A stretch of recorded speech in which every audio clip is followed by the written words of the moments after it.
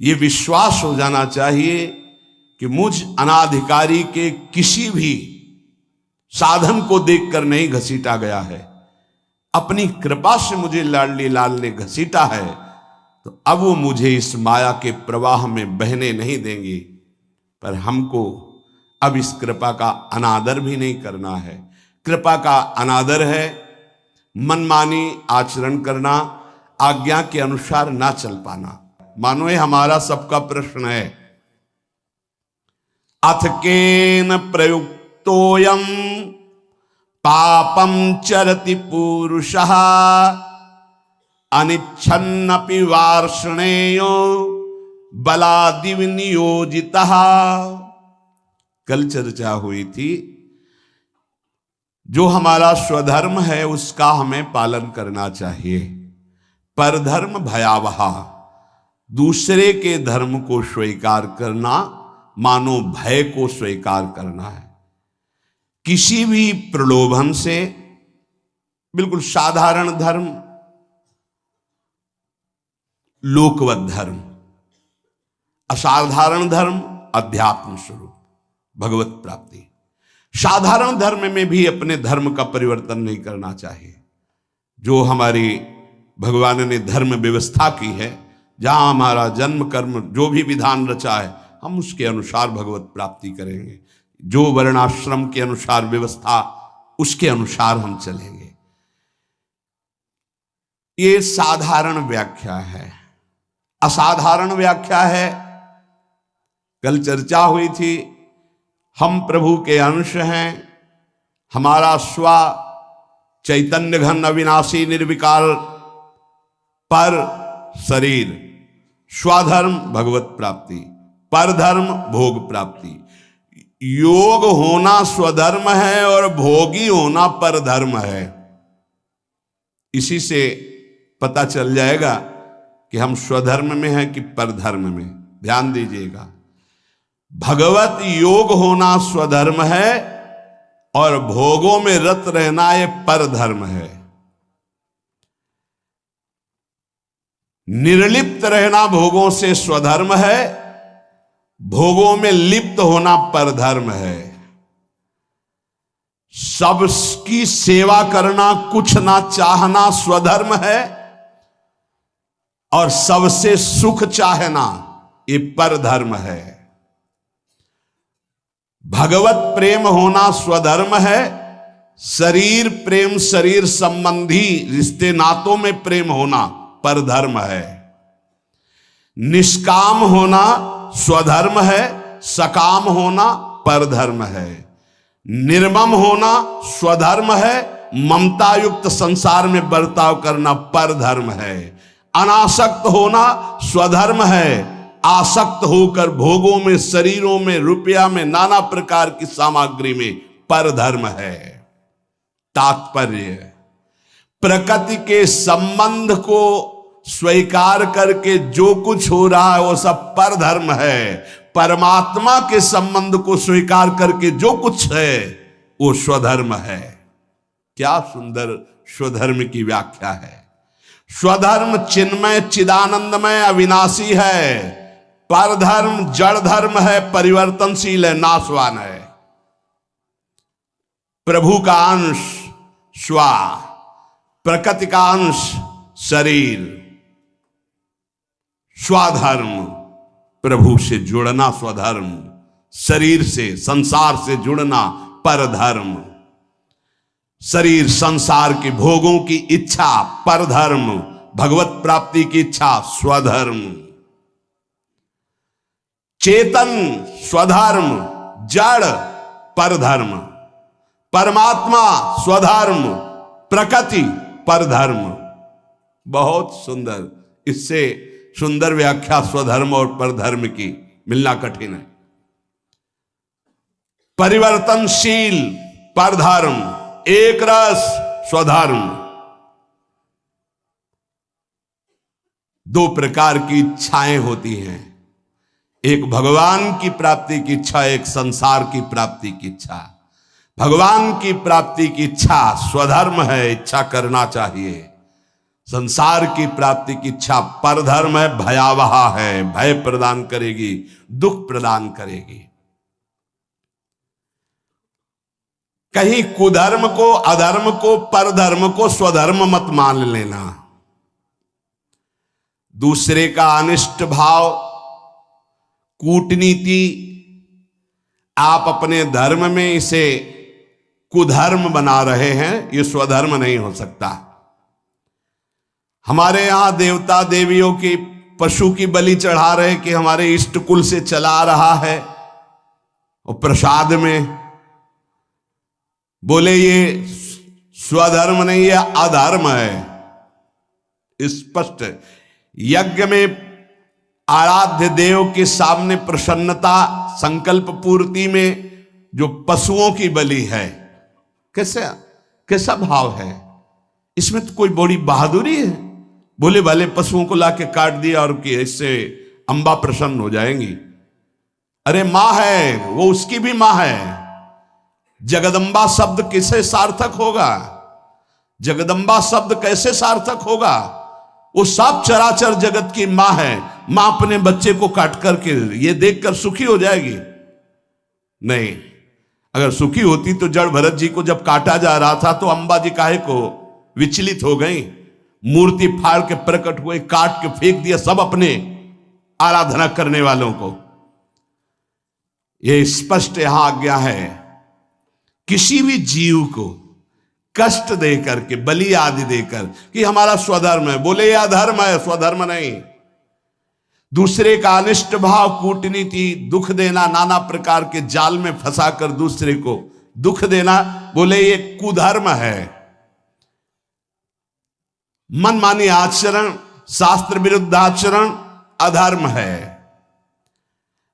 और अपने लिए जो निषिद्ध निषेध करता है शास्त्र, दूसरे वर्ण आश्रम, दूसरे धर्म मार्ग का नहीं, ये परधर्म है।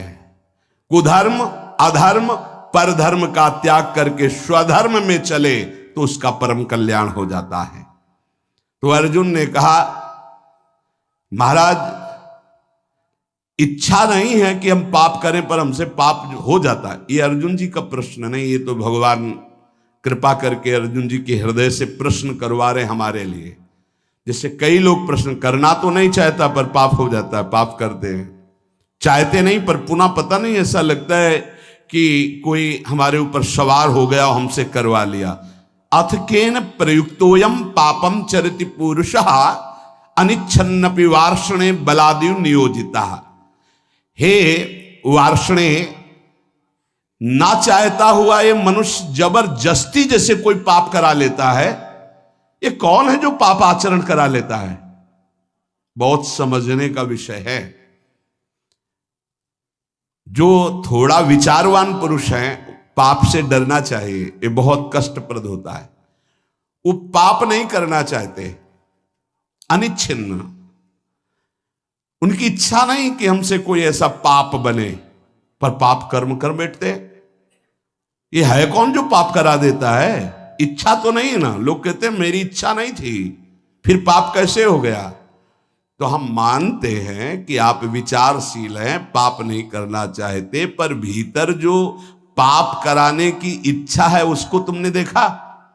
क्या है पाप? भोग भोग करके सुखी होने की इच्छा। भोग भोग करके सुखी होने की इच्छा, इसको तुमने नहीं देखा? यही पाप कराती है।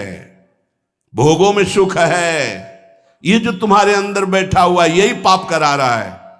नहीं, दुख वाला भला आचरण करके दिखाओ कि इसका परिणाम जो है वर्तमान में भी दुखद और भविष्य में भी दुखद, आप बिल्कुल कदम नहीं रखेंगे। आपकी सुख बुद्धि होती है। अभी हम छीना झपटी करके चोरी कर ली चैन की, मोबाइल की, 10-20 हजार मिल जाएंगे, उससे अच्छा भोग होगा। चोरी, हिंसा, व्यभिचार, जुआ, जो भी निषिद्ध कार्य होते हैं, अंदर से सुख की लालसा होती है। अनिच्छिन्न केवल उसका ये कहने का है कि वैसे मेरी पाप करने की तो इच्छा नहीं थी, लेकिन भोग सुख की इच्छा ही पाप का मूल है। बलादि नियोजिता, अर्जुन जी कह रहे हैं फिर ये बलात् मुझसे कौन पाप करवा लेता है, मेरी इच्छा तो पाप करने की नहीं। ये संसार में सुख है, भोगों में सुख है, अंदर जिसके ये बैठा है वो पाप किए बिना रह नहीं सकता। जैसे दुर्योधन भगवान को कह रहा है कि जानामि धर्मम न च मे प्रवृत्तिर, जानाम्य धर्मम न च मे निवृत्ति, केनापि देवेन हृदय स्थितेन यथा नियुक्तोस्मि तथा करोमि। केशव, मैं धर्म को जानता हूं पर उसमें मेरी प्रवृत्ति नहीं है, मैं अधर्म को भी जानता हूं पर उससे मेरी निवृत्ति नहीं है। ऐसा लगता है कोई देवता मेरे हृदय में बैठकर करवा रहा है, क्योंकि मैं धर्म जानता हूं। वो देवता है सांसारिक सुख भोग की प्रबल इच्छा, और कोई देवता नहीं। दुर्योधन ने जिसे देवता कहा यही काम है, यही भोग इच्छा है। मनुष्य विचार पूर्वक जब तक इस भोग इच्छा का त्याग नहीं करेगा तो वो नहीं चाहता कि पाप हो, पर उससे बलात् पाप होंगे भोग इच्छा से। इस भोग में सुख है। केन प्रयुक्तोयम पापम चरति अनिच्छ, कौन है जो इच्छा ना होने पर भी जबरदस्ती पाप करा रहा है। श्री भगवान कह रहे काम एष क्रोध एष रजो गुण समुद्भवः महासनो महापाप्मा विद्धेनमिहि वैरिणम। अर्जुन, ये रजोगुण से उत्पन्न हुआ काम यही पाप का मुख्य कारण है। भोगों में सुख है, काम। अब देखो आज की हमारी समाज की धारा किधर बहती जा रही। ये जो बच्चे परस्पर मित्रता, boyfriend girlfriend, live in relation, ये जो आज के नई पीढ़ी में ये रोग लग गया है और इसे स्वीकृति भी है, नाश की तरफ हमारी समाज की वृत्ति जा रही है। जहां संयम, जितेंद्रियता, ब्रह्मचर्य, परम पवित्र शरीर, फिर पाणि ग्रहण और आदि आदि आदि, वहां कोई धर्म शास्त्र का भय नहीं, कोई गुरुजनों का भय नहीं, कोई भगवान का भय नहीं। शास्त्र हमारा प्रधान कानून है। वेद, पुराण, पौराणिक, ब्रह्म ऋषि, ये हमारे परम कल्याण के लिए जो सूत्र बोले हैं, ये अगर हम वैदिक सिद्धांत, शास्त्र सिद्धांत, गुरुजनों की वाणी की वृत्तियों को नहीं पहचानेंगे, नहीं सुनेंगे, नहीं समझेंगे, तो हमारी वृत्तियां हमारा नाश कर देंगी। कौन है जो ये पाप करा रहा है? तो भगवान कह रहे हैं रजोगुण से उत्पन्न हुआ ये काम, ये काम ही पाप का मुख्य कारण है। और यही क्रोध रूप में परिणित हो जाता है। बहुत खाने वाला महापापी, ये बैरी बहुत ही नाश करता है। इस विषय में सबसे बड़ा दुश्मन ये काम है। ये रजोगुण से उत्पन्न हुआ है। ये राग से काम उत्पन्न होता है। बहुत बहुत इसको सीमा में किया गया है। भगवान ने आगे वर्णन किया है कि धर्मयुक्त काम मैं हूं।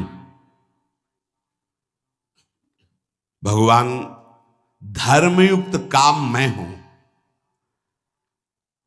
पाणिग्रहण संस्कार करके घर गृहस्थी में संतानोत्पत्ति के लिए जो चेष्टा है, काम चेष्टा, वो धर्म में बांधकर निर्विकार होने के लिए, उसे बेविचारी बनाने के लिए नहीं है कि एक सीमा में बंद करके एक ऐसे शास्त्रीय पद्धति के अनुसार चलने से निष्कामता आ जाए। किसी धर्मपूर्वक एक को स्वीकार करके जब, तो घृणा हो जाएगी। आप देख लेना, ये जब से मोबाइल आया और इसके दूषण वृत्तियों को स्वीकार के, तो हमारी नई पीढ़ी बहुत हानि को प्राप्त हो गई। जो नए सिद्धांत अन्य जनों के आए, अन्य प्रांतों के देशों के, वो बहुत हानिकारक हो गए।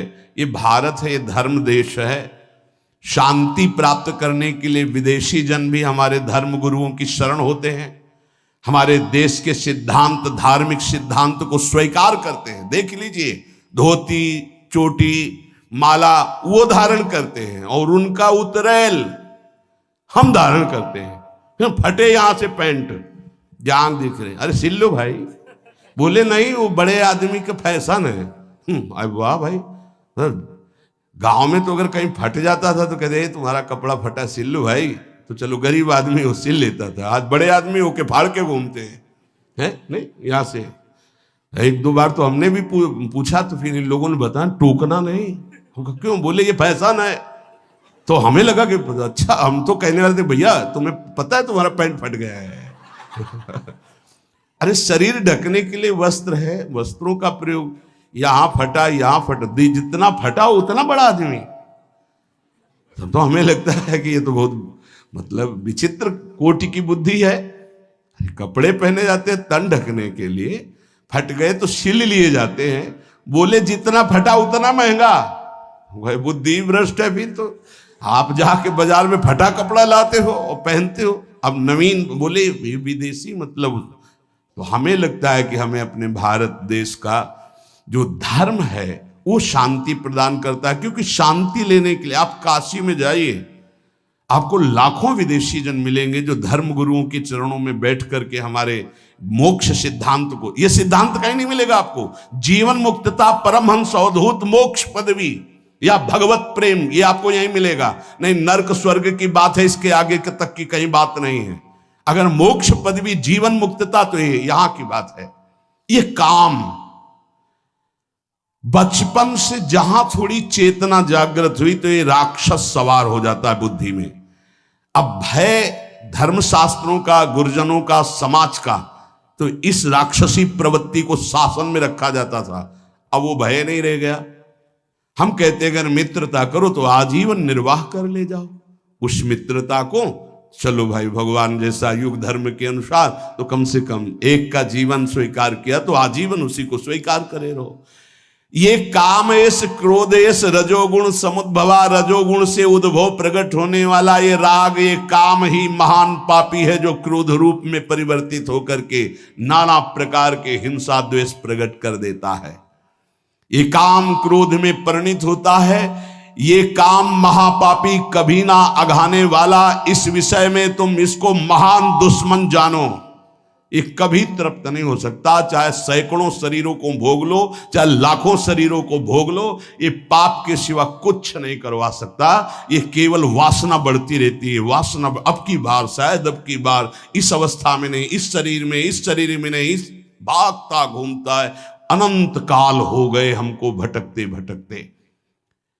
इसको समझना है। हमारे अंदर जो भोगों में सुख बुद्धि बैठी है, हम चाहते हैं बाहर से कि पाप न हो, पर अंदर से चाहते हैं कि सुख है, इसलिए हम भ्रष्ट हो जाते हैं। इसलिए हम नाना प्रकार के पाप कर बैठते हैं। इसलिए ना चाहते हुए भी हमसे हिंसा, पाप आदि दोष होते हैं। इस विषय पर विचार करें। कोई भी पाप करने वाला भगवत मार्ग का चिंतन, अनुसरण करने की सामर्थ्य खो देता है। यदि सत्संग मिले तो पुनः हिम्मत बनती है, हम आगे बढ़ते। तो सत्संग मिला, हिम्मत बनाओ। अब लो नशानी, अब ना नशेयो, जो हुआ सो हुआ। आगे से सावधान होकर हम इस पर विजय प्राप्त करने आए। देखो, जैसे कोई हार गया तो घृणा बुद्धि से नहीं देखना चाहिए। साधक है, युद्ध है, उसको प्रोत्साहन देना चाहिए, ना कि निराश करना चाहिए। आप सब साधक हैं, आप सब भगवत मार्ग के पथिक हैं। अगर कभी चूक हो जाती है, कोई फिसल रहा है, तो हमें दौड़कर उसे उठाना है, ना कि ताली बजा के हंसना है। ये बहुत बड़ा शत्रु है। किसी को कभी भी चूक हो जाने पर फिसल सकता है। हमको रोकना है, हाथ पकड़ना है, गले से लगाना है, दुलार करना है, उसको आगे बढ़ाना है, ना कि ऐसा। एक बार किसी महापुरुष के समीप किसी का ऐसा, तो उन्होंने कहा आज के बाद उसका आसन हमारे पास लगेगा। तो उन्होंने कहा स्वामी जी ये तो बड़ी निंदा की बात होगी, ऐसा ऐसा ऐसा। उन्होंने कहा नहीं, वो निंदा हम सहेंगे, लेकिन इसको हम टूटने नहीं देंगे। वो रो पड़ा साधक और कहने लगा स्वामी जी ऐसा प्यार तो हमें जीवन में कहीं नहीं मिला। बोले इससे भी अधिक मिलेगा। जहां दंड मिलना चाहिए वहां जब प्यार, तो वो साधक इतना अच्छा तपस्वी और जितेंद्री बना कि कुछ काल में जब हम ब्रह्मावर्त बिठूर में थे तब वो जब मिले, वो अपनी घटना बताई, तो महापुरुषों के चरणों की जय हो। जो अगर उसी समय वो उसको कह देते जाओ मैं त्यागता हूं, तो साधक टूट जाता, बिखर जाता, क्योंकि अब उसको लगता अब क्या सब गया। लेकिन जब महापुरुष संभाल लिए और उन्होंने कहा, तो फिर उसको लगा कि मैं नीच तो हूं, पर जब गुरुदेव ने संभाल लिया तो अब ऐसा उत्तम महात्मा। और वो गंगा जी की सीढ़ी पर बैठ के जब बता रहे थे तभी लगा कि महापुरुषों में कितनी सामर्थ्य होती है, कितना दुलार होता है। इसलिए आपस में एक दूसरे को फिसलने से बचाना है। कोई फिसल रहा है तो मजबूत हाथ से हाथ मिलाना है और उसे घसीट के निकालना है। एक भी टोली में कोई बिखर न पावे, एक भी हमारे कोई टोली का दूसरा पक्ष ले न जा पावे। काम क्रोध लोभ मोह मद मत्सर, आप बहुत सामर्थ्यशाली हो, आप उसकी रक्षा करना, आप उसके भावों को सजाना, आगे बढ़ाना। प्रभु एक बार जो आपका शरणागत हो गया, सुनते हैं कि उसका नाश नहीं होता, नामे भक्ता प्रणश्यति, इतना भी सुना है